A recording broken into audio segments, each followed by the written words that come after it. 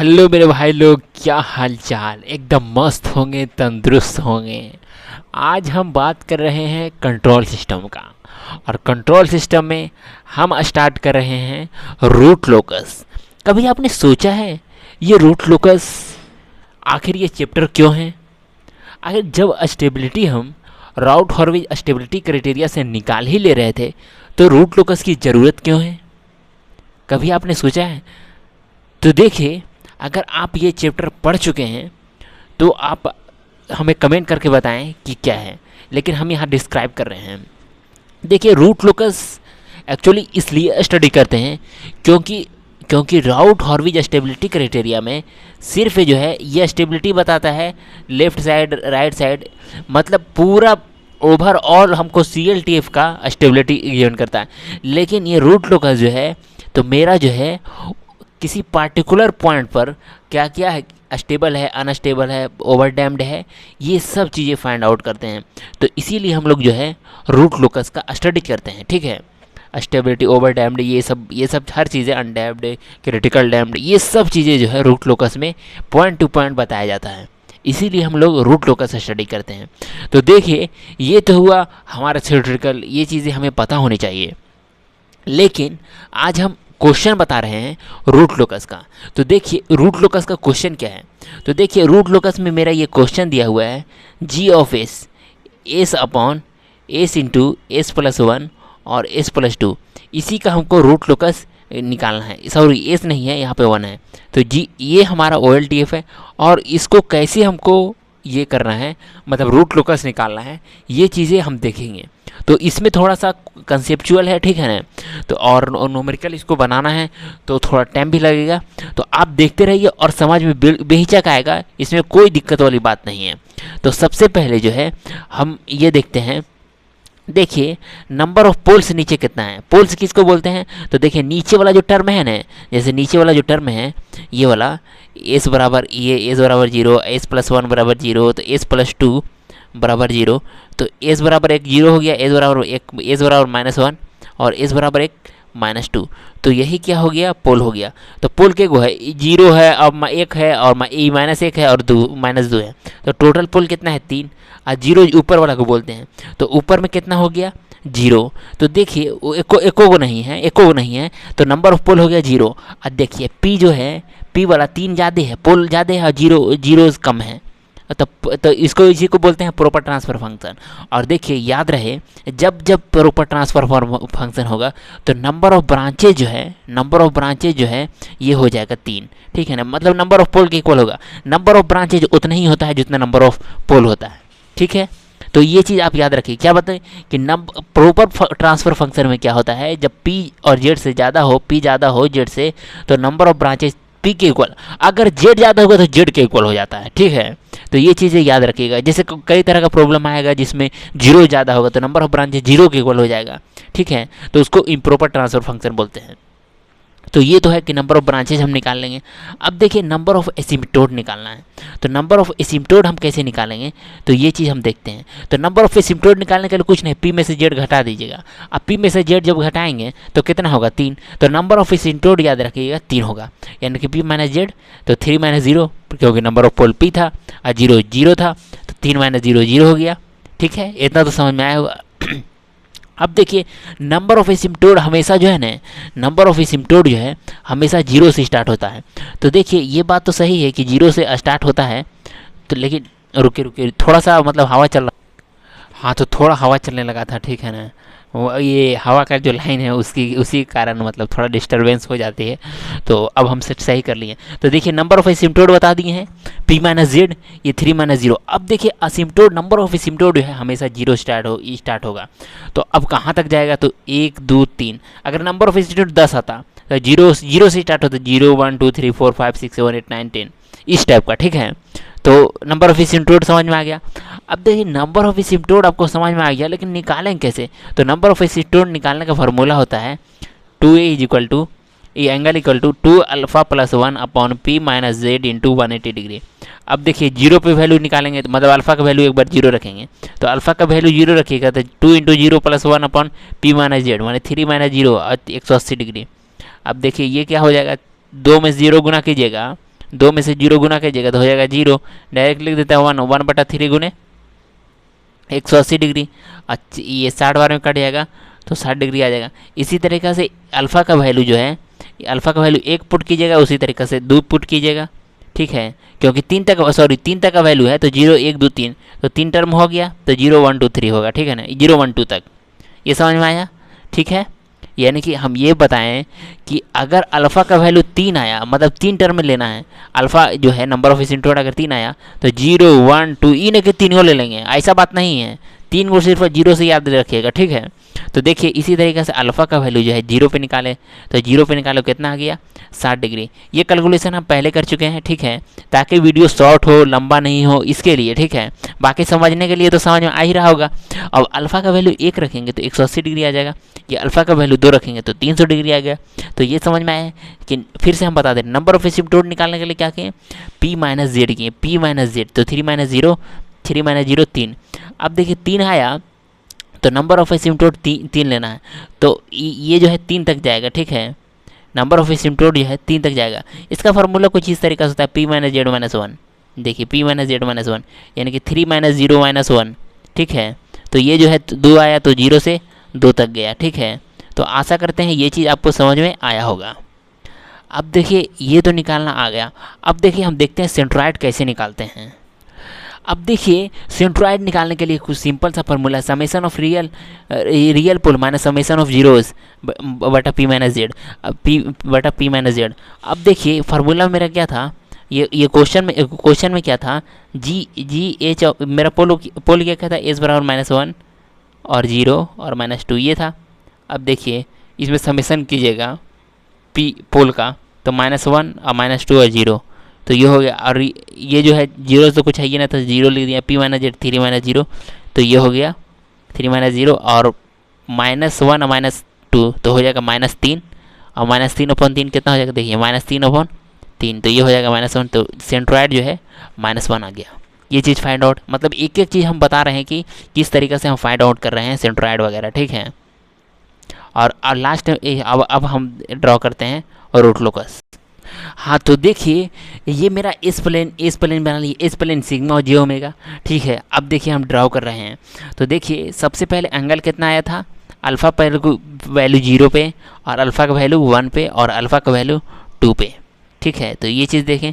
तो अब देखिए क्या कर रहे हैं इसको, एक तो 60 डिग्री भी बनेगा, एक आया था 60 डिग्री, एक आया था 180 और एक आया था कितना पे 300 डिग्री पे। और जहाँ पे सेंट्रॉइड है वहीं पे से स्टार्ट किए हैं, सेंट्रॉइड का -1 था तो -1 तक किए हैं, वहीं पर से एंगल बनाए हैं। तो सेंट्रॉइड और एंगल बनाना कहाँ से स्टार्ट करते हैं, हमेशा जो है सेंट्रॉइड से, ठीक है। तो सेंट्रॉइड -1 आया था तो ये चीज़ें हम बना लिए हैं। अब देखिए हमको जो है यहाँ पर वाला वैल्यू निकालना है, तो यहाँ पर वाला वैल्यू कैसे निकालेंगे, तो यहाँ पे जो है ये इसको मान लीजिए P और ये B, ये लेंथ मेरा कितना हो गया 1, तो tan 60 डिग्री क्या होता है, इसको 1 से मान लिए हैं सपोज ये लेंथ को, तो tan 60 कितना होता है, देखिए tan 60 1/2 और tan 60 का मान होता है कितना √3, तो 1 बराबर √3 आ जाएगा। तो इसीलिए लिखे हैं इसको j√3 और ये जो है -j√3, क्योंकि जितना ये लेंथ है इसी तरीके से नीचे निगेटिव में भी हो जाएगा। समझ में आया बात, तो इतना तो आपको समझ में आ गया होगा, इतना तो कोई दिक्कत नहीं। अब जो है हम क्या बताएं, फिर से हम बता दे रहे हैं, सिग्मा जे ओमेगा और एंगल जो है मेरा 60 डिग्री था, 180 डिग्री या 300 डिग्री, तो 60 डिग्री बनाए, 180 डिग्री बनाए, यहाँ तक 180 डिग्री, यहाँ तक 180 डिग्री हुआ मेरा, और एक जो है 300 डिग्री ये बना दिए अल्फ़ा और 0 1 और 2 पे, और सेंट्रॉइड था -1 तो -1। अब देखिए अगला टर्म है मेरा ब्रेक पॉइंट। अब ब्रेक पॉइंट के बारे में देखते हैं। हाँ तो अब देखिए ब्रेक पॉइंट के बारे में क्या देख रहे हैं कि मेरा जो है पोल क्या क्या था 0 -1 और -2, तो पोल 0 -1 -2। तो देखिए यहाँ पर से जो लेफ्ट वाला होता है ना, लेफ्ट वाला अगर ऑड नंबर हो तो वो वैलिड होता है, ठीक है। तो ये मेरा जो है वैलिड ब्रेक अवे पॉइंट हो गया, और ये मेरा जो है ये जो है यहाँ पे ऑड हो गया, मतलब 1 और 2 कितना होता है ऑड, तो ये जो है इनवैलिड हो गया। तो यहीं पे जो है मेरा वैलिड ब्रेक पॉइंट होगा। अब वैलिड ब्रेक पॉइंट होगा तो अब इसको जो है कैरेक्टरिस्टिक इक्वेशन के द्वारा हम एस का वैल्यू निकालेंगे, तब देखेंगे कहाँ कट रहा है, ठीक है। वहीं से रूट लोकस हम ड्रॉ करते हैं। अब देखते जैसे जैसे हम करते जा रहे हैं वैसे वैसे आप करते जाइएगा तो रूट लोकस ड्रॉ हो जाएगा। हाँ तो देखिए 1 plus G H S is equal to zero की कैरेक्टरिस्टिक इक्वेशन, नीचे वाला जीरो, तो जी एच एस का वैल्यू ये था, ये इसका वैल्यू के इक्वल जीरो किए। तो अब देखिए इसको सोल्व कीजिएगा। सोल्व करने का सिंपल सा तरीका है, आप शॉर्टकट याद रखिएगा, इसी को सम कर दीजिएगा। ये जो ऊपर और नीचे वाला है ना, इसी को सम कर दीजिएगा। हालांकि सोल्व कीजिएगा तो वही यही आएगा, लेकिन याद रखने के लिए आपको, जैसे एग्जाम देना है तो मतलब जल्दी तो आपको करना होगा, तो इसके लिए ये दोनों को सम कर दीजिएगा डायरेक्ट, ठीक है। तो सम कर दिए, जैसे ये दोनों का ऊपर वाला नीचे वाला, तो लिख सकते हैं k plus S into S plus one और एस प्लस टू बराबर जीरो। अब देखिए मल्टीप्लाई करना तो आपको आता ही होगा, ठीक है। ऐसा नहीं है कि आप यहाँ तक पहुँचे हैं तो मल्टीप्लाई करना नहीं आएगा, तो मल्टीप्लिकेशन हम कर दिए हैं डायरेक्ट, ठीक है। ये मतलब कि किए हैं, तो इस चीज़ को समझाने की ज़रूरत हमें लगता नहीं है कि नीड है। अगर नीड होगा तो वो भी बता देंगे, लेकिन डायरेक्ट ये आ जाएगा, ठीक है। तो k का वैल्यू इतना आ गया। अब इसको डिफ्रेंशिएशन कर देंगे इसका रिस्पेक्ट में, और आपको पता है कि इसका रिस्पेक्ट में डिफ्रेंशिएशन ये भी आपको आता ही होगा। तो ये जो है डी के बाई डी एस निकालें, तो ये क्या आ गया, 3s square plus 6s plus 2 बराबर जीरो किए, तो ये जो है ये इक्वेशन आ गया। और इसको इसी से जो है क्वाड्रेटिक इक्वेशन एस बराबर फार्मूला होता है, आपको पता होगा, बहुत पहले पढ़े भी होंगे, ऐसा नहीं है आप नहीं पढ़े होंगे। तो एस का वैल्यू जो है इस तरीक़ा से, ये एस बराबर माइनस 0.42 आ जाएगा और माइनस 1.5 साइज ये माइनस 1.57। अब देखिए ये जो है एस बराबर जीरो है, एस बराबर माइनस वन है, एस बराबर माइनस ये एस बराबर जीरो माइनस वन, और ये जो है माइनस टू है, ठीक है। मेरा तो दो ही टर्म में था, वो फिगर नहीं दिख रहा था, ठीक है। हाँ थोड़ा सा वीडियो में ध्यान नहीं दिए, तो देखिए हाँ ये चीज़ें हैं, एस बराबर जीरो और एस बराबर माइनस वन और एस बराबर माइनस टू। अब देखिए जीरो और माइनस वन के बीच जो है ये आएगा, और यही मेरा वैलिड था, तो ये वाला तो वैलिड पॉइंट है, ठीक है, और ये वाला इनवैलिड था, तो इसको चर्चा करना ही बेकार है, यानी कि यही मेरा वैलिड पॉइंट है। तो एस बराबर माइनस ये माइनस 0.42 ये वैलिड पॉइंट है। तो यहाँ तक समझ में आया होगा। अब देखिए आगे का प्रोसेस हम देखते हैं। हाँ तो यही मेरा फाइनली जो है रूट लोकस है। तो देखिए ये तो मेरा सेंट्रॉइड था सिग्मा बराबर -1, यही मेरा सेंट्रॉइड था, यहीं से एंगल ड्रॉ किए थे, ये चीज़ें हम बताए थे, ठीक है, कि ये यहाँ से एंगल ड्रॉ होता है। अब देखिए आपको याद रहे कि नंबर ऑफ ब्रांचेज तो 3 बनेगा, तो लेकिन यही मेरा मेन पॉइंट है, एस बराबर -0.42, ये तो पता चल गया 42 था। अब देखिए इसमें हम करते क्या है, हाँ तो एस बराबर -0.42, तो ये जो है इस तरह से निकलेगा हमेशा, जो है ये याद रखिएगा k का वैल्यू जो है हमेशा जीरो से निकलता है, ठीक है, और हमेशा इनफाइनाइट। तो एक तो इधर चला जाएगा और एक जो है इधर से आएगा और इधर चला जाएगा, ठीक है, क्योंकि इसी साइड एंगल है, इसीलिए इस साइड स्टार्ट किए, क्योंकि हमेशा जो है जीरो है -1 है और इसके बीच कट रहा है। तो आप इसी तरीक़े से ड्रॉ कीजिएगा ना, तो इसी तरीक़े से ड्रॉ किए, और k का वैल्यू हमेशा जो है जीरो से स्टार्ट होता है, जो जीरो से ले करके इनफाइनाइट तक गया, और k बराबर जीरो स्टार्ट हुआ इनफाइनाइट तक। आशा करते हैं ये आपको समझ में आया होगा। और दूसरा मेरा वैलिड पॉइंट जो था -2 वाला, तो ये तो इधर बन जाएगा, इसमें तो कोई दिक्कत नहीं है कि 180 डिग्री पे बन गया है, ठीक है। तो k बराबर माइनस यहाँ पे भी k बराबर जीरो से स्टार्ट हुआ इनफाइनाइट तक गया। तो यही मेरा जो है रूट लोकस डायग्राम है। आशा करते हैं यहाँ तक के रूट लोकस का डायग्राम को बनाने आ गया होगा। अब मेरा जो है ये वैल्यू निकालना है, ठीक है, यहाँ पर वाला वैल्यू निकालना है कि क्या होगा। जैसे जे यहाँ पे कितना था j√2, तो j√2 पे जो है k का वैल्यू कितना होगा, ये चीज़ें हम देखते हैं। तो इसको निकालने के लिए भी क्या करते हैं, 1 plus GHS is equal to 0 को इक्वल कर देंगे, तो मेरा जो है ये चीज़ आएगा। और जब राउट हॉर्विज स्टेबिलिटी क्राइटेरिया बता रहे थे, तो बोल रहे थे कि एस बराबर अगर 3 इस तरह का इक्वेशन आ गया, एस बराबर 3 से स्टार्ट हो, 3 2 1 इस टाइप का जाए और हमेशा प्लस वाला हो, तो internal product is equal to external product होता है, ठीक है। जब जो है ये मार्जिनल स्टेबल का केस है, तो यहाँ पे तो मार्जिनल स्टेबल है, तो इसलिए इक्वल कर दिए। तो इंटरनल प्रोडक्ट 3 दूना 6, इंटरनल प्रोडक्ट 3 दूना 6, और ऊपर वाला ऊपर में 1 है, 1 गुना k, तो k इक्वल टू आ गया 6। तो आपको समझ में आ गया कि यहाँ पे जो है k का वैल्यू 6 हो जाएगा, यहाँ पे भी k का वैल्यू 6 हो जाएगा। समझ में आया ये बात। अब देखिए अब हम यहाँ से स्टार्ट करेंगे, जीरो से लेकर के पहला जो है जीरो, पहला केस मेरा क्या हो जाएगा, इसे आप देखिए, एक जो है जीरो से k और 0. यहाँ पे जो है इसका वैल्यू कितना था, ये 0.384, 0.384, ठीक है। एक तो मेरा ये है, और दूसरा जो है यहाँ से स्टार्ट हुआ 0.384 से k, और उसके बाद जो है कहाँ तक गया, k बराबर 6 तक, उससे भी पहले k बराबर जो है 0.384 तक, ठीक है, k बराबर 3.84 आया।